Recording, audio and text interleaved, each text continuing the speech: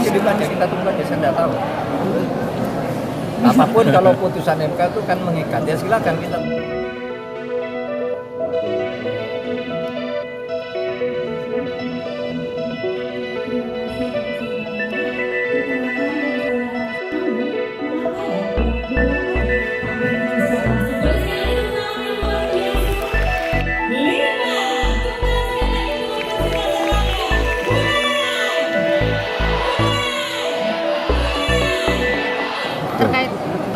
Terkait putusan MK tentang gugatan. Ya kita tunggu, kan belum selesai ya, kan belum selesai, masih dibaca, kita tunggu aja, saya nggak tahu. Apapun kalau putusan MK itu kan mengikat, ya silakan kita tunggu aja apa putusan yang mengikat itu seperti apa, itu nunggu kira-kira mungkin 1 atau 2 jam lagi. Pokoknya kita harus siap dengan apapun putusan MK, itu aja.